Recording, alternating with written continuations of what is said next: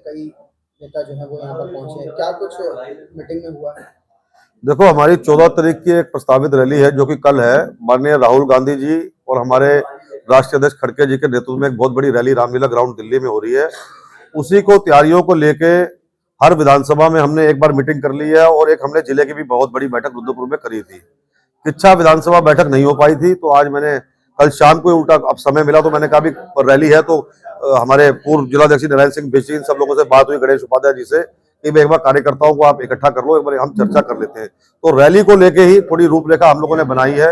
हमारा मानना है कि जिस तरीके से हमारा आज लोकतंत्र खतरे में है और जिस तरीके से ये सरकार अब वोट चोरी का भी काम करना शुरू कर दिया है, जिस तरीके से राहुल गांधी जी ने अभी पूरे देश के मीडिया के सामने दिखाया चिन्हित करके कि ये मकान नंबर है और इसमें 4 लोग रह सकते हैं और इसमें 300 वोट बने हुए हैं, कहीं 400 वोट बने हुए हैं, 65 लाख वोट बिहार में इन्होंने काट दिया जो है। तो ये वोट चोरी का जो मामला है इसको बड़ा गंभीरता से लेते हुए, क्योंकि ये जो हालात देश के बन रहे हैं ये बहुत बड़ी खतरे की घंटी है। इसी को लेकर राहुल गांधी जी ने आवाज अपनी बुलंद करी है कि लोकतंत्र को अगर हमें बचाना है तो हमें दिल्ली पहुंचना है। उसी की तैयारियों को लेकर आज हमारे पार्टी के सारे वरिष्ठ नेता यहाँ पे उपस्थित हैं। इनके साथ बैठ के आज सलाह मशवरा करके कि भाई ज्यादा से ज्यादा लोग दिल्ली जो है रामलीला ग्राउंड कल पहुंचे।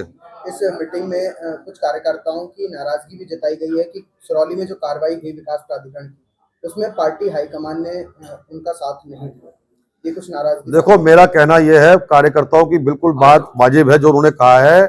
इस तरह की कार्रवाई एक आपके किच्छा में ही नहीं, रुद्रपुर में भी ये लोग कर रहे हैं, गुलरभोज में भी कर रहे हैं, पूरे जिले में कर रहे हैं, प्रदेश में कर रहे हैं और पूरे हिंदुस्तान में कर रहे हैं। ये काम जो है, जो नफरत की ये बात कर रहे हैं, नफरत फैलाने का काम कर रहे हैं, तो इसको लेके ही जो मेन मकसद रैली का वो यही है कि हम सबको एक होकर चलना पड़ेगा, नहीं तो आगे आने वाले समय में ये तो पूरी तरीके से हमारे ऊपर हावी हो जाएंगे। ये आप देखो, आज जो राहुल गांधी जी बात करते हैं लोकतंत्र हमारा खतरे में है, आज इन्होंने हवाई अड्डे सारे बेच दिए, आज मोबाइल की सारी सर्विसेज इन्होंने बेच दी, पानी के पोर्ट बेच दिए, आगे रेलवे बेचना चाह रहे हैं, तो आगे आने वाले समय में यहाँ के युवा करेंगे क्या?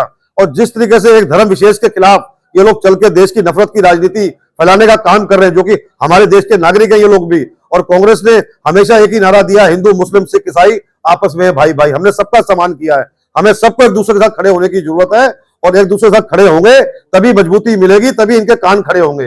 अगर हम आपस में बटेंगे तो अभी हमारा फायदा उठा रहे, आने वाले समय में ये और फायदा उठाएंगे। इसलिए मेरा सबसे निवेदन है कि कांग्रेस पार्टी को आप मजबूती से आप मदद करो, आगे बढ़ाओ पार्टी को। जितने हमारी पार्टी मजबूत होगी उतना हमारा देश सुरक्षित होगा आने वाले समय में। एक सवाल और है, नगर कांग्रेस कमेटी यहाँ मौजूद नहीं है, इसका क्या कारण? नगर अध्यक्ष से मेरी कल बात हुई थी तो उन्होंने मेरे से कहा कि मैं शादी के लिए बाहर जा रहा हूं, और मेरी ब्लॉक अध्यक्ष से भी बात हुई थी। अब दिन रह गए थे एक, अब वो एक दिन पहले की बात करे तो उस टाइम मेरे पास समय नहीं था आने का, तो फिर जल्दीबाजी में जितने हमारे पार्टी के सीनियर लोग हैं मैंने इनसे कल बात करी तो आज हमने यहाँ मीटिंग रखी। ये माना नहीं जाए कि जिलाध्यक्ष जो आपकी जिला कमेटी है और नगर कमेटी में तालमेल का अभाव? नहीं, पूरा तालमेल का, पूरी बातचीत हो रही है, गाड़ियों की लिस्टें बन रही है, जो विधायक जी ने मीटिंग करी उसकी लिस्ट भी वो मेरे को भेजेंगे। यहाँ जो हमारे भाई लोग बैठे हैं ये भी अपनी तैयारी कर रहे हैं जो है, तो ये तो कांग्रेस की बात हो रही है, कोई इसमें कोई अलग होली कोई वाली बात ही नहीं कहीं से कहीं तक।